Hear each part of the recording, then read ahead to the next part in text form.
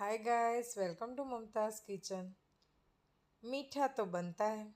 આજે આપણે આપણા રસોડે એકદમ મજેદાર ફક્ત 10 જ મિનિટમાં ઘટ્ટ મલાઈદાર ક્રીમી બાસુંદી બનાવવા જઈ રહ્યા છે। તમે મારી ચેનલ મમતાઝ કિચનને સબસ્ક્રાઈબ ના કરી તો જરૂરથી કરી દો, બેલ આઇકોન પર પ્રેસ કરી દો જેથી નવા વિડીયોની નોટિફિકેશન મળતી રહે। બાસુંદી બનાવવા માટે અહીંયા મેં એક જાડા તળિયાનું વાસણ લઈ લીધું છે। એમાં 2 થી 3 ચમચી પાણી લઈ લીધું છે, ગરમ કરવા મૂક્યું છે અને તેમાં 1 લીટર ફૂલ ફેટ મિલ્ક લીધું છે। અહીંયા દૂધને હવે ગરમ કરવા દઈશું। અહીંયા મેં 3 બ્રેડની સ્લાઇસ લીધી છે, તેને રેન્ડમલી ક્રશ કરી લેવાની છે અને તેને મિક્સર જારમાં ક્રશ કરી લઈશું। આપણે અહીંયા બ્રેડનો ઉપયોગ કરીને બાસુંદી બનાવવા જઈ રહ્યા છે। એકદમ ઇઝી ટ્રીક છે। આ ટ્રીકથી તમે જો બાસુંદી બનાવશો, કોઈ ગેસ્ટ આવ્યું અને બનાવવી હોય તો ઇન્સ્ટન્ટ બાસુંદી તૈયાર થઈ જશે, એકદમ ઘટ્ટ મલાઈદાર અને ક્રીમી। મિક્સર જાર લઈ લીધો છે, તેમાં બ્રેડને ક્રશ કરેલી મેં લઈ લીધી છે। હવે તેને ગ્રાઇન્ડ કરી લઈશું।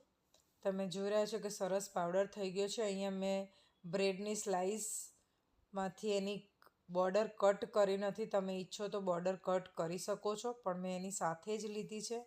અહીંયા મેં 4 થી 5 ચમચી જેટલી ખાંડ લીધી છે અને અડધો કપ દૂધ લીધું છે। આ બધું ફરીથી ગ્રાઇન્ડ કરીને એક સરસ મિક્સર બનાવી લઈશું। તમે જોઈ રહ્યા છો કે સરસ ગ્રાઇન્ડ થઈ ગયું છે, એમાં ક્યાંય લમ્પ્સ નથી રહ્યા। અહીંયા દૂધ પણ સરસ ગરમ થઈ ગયું છે। હવે એક બાઉલમાં અહીંયા હું 1 ચમચી કસ્ટર્ડ પાવડર લઉં છું। આ એકદમ ઓપ્શનલ છે।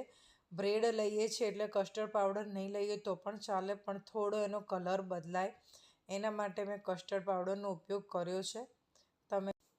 તમે અહીંયા આ સ્કીપ પણ કરી શકો છો, કેમ કે આપણે અહીંયા બ્રેડનો જે ચૂરો કરીને લીધો છે તેનાથી પણ આપણી બાસુંદી ઘટ્ટ થઈ જવાની છે, પણ કલર સારો આવે એના માટે જ કસ્ટર્ડ લીધું છે।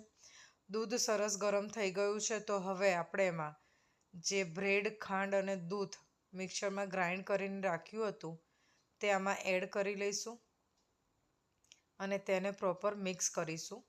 હવે આપણે તેને સતત હલાવતા રહેવાનું છે। ફક્ત 2 થી 3 મિનિટ માટે તમે મિક્સ કરતા જશો અને જોશો કે ક્વોન્ટિટી અને ક્વોલિટી બધામાં ફરક થઈ ગયો છે। સરસ એવું ઘટ્ટ આપણી બાસુંદી તૈયાર થઈ ગઈ છે। આ બાસુંદી બનાવવી ખૂબ જ સરળ છે। કોઈ ફ્રેન્ડ્સ ઘરે આવ્યું હોય કે ફેમિલી આવ્યું હોય અને કંઈક સ્વીટ બનાવવું છે તો ઇન્સ્ટન્ટ બાસુંદી એકદમ તૈયાર થઈ જશે। કસ્ટર્ડવાળું દૂધ પણ આમાં ઉમેરી દઈશું અને મિક્સ કરી દઈશું। તમે જોઈ રહ્યા છો કે આપણી બાસુંદીનો કલર પણ હવે સરસ થોડો બદલાઈ રહ્યો છે, યલોઈશ જેવો થઈ ગયો છે। તમે ઈચ્છો તો આમાં કેસર પણ ઉમેરી શકો છો। અહીંયા મેં કેસર નથી ઉમેર્યું। હવે એને 2 થી 3 મિનિટ માટે મિક્સ કરતા જઈશું અને ગેસની ફ્લેમ હવે આપણે બંધ કરી દેવાની છે। તમે જોઈ રહ્યા છો કે સરસ ઘટ્ટ બાસુંદી બનીને તૈયાર થઈ ગઈ। ફક્ત 7 થી 8 જ મિનિટ મને થઈ છે અને પ્રોસેસ પણ એકદમ ઇઝી છે। દૂધ ઉકળવા મૂકીને બ્રેડનો ગ્રાઇન્ડ કરી લીધી છે, કસ્ટર્ડનું દૂધ બનાવી લીધું છે, બધું મિક્સ કરી દીધું અને બાસુંદી આપણી તૈયાર। જોઈને ફ્રેન્ડ્સ કેટલી સરસ છે બનાવી। તો હવે તેમાં ફ્લેવર લઈ લઈએ। ઇલાયચી પાવડર લીધું છે અને કાજુ, બદામ અને પિસ્તાના ટુકડા મેં અહીંયા લઈ લીધા છે। તમે ઈચ્છો એ પ્રમાણમાં ડ્રાયફ્રૂટ્સ એડ કરી શકો છો। તો હવે આને પ્રોપર મિક્સ કરીને રૂમ ટેમ્પરેચર ઉપર આવે ત્યાં સુધી ઠંડુ થવા દઈશું। ત્યારબાદ તેને ફ્રીજમાં સેટ થવા દેવાની છે। મેં 3 થી 4 કલાક માટે ઠંડી થવા દીધી છે। બાસુંદી હંમેશા ચીલ્ડ હોય તો સરસ લાગે છે। તો તમે જોઈ રહ્યા છો કે સરસ ઘટ્ટ આપણી બાસુંદી તૈયાર થઈ ગઈ છે સર્વ કરવા માટે।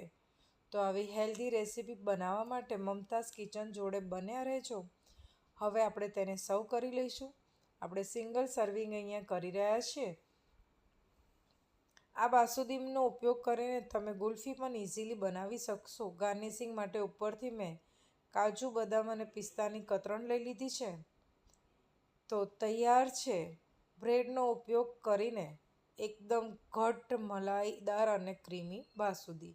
આ ઘરે જરૂરથી બનાવજો અને શેર કરવાનું ભૂલતા નહીં ફ્રેન્ડ્સ।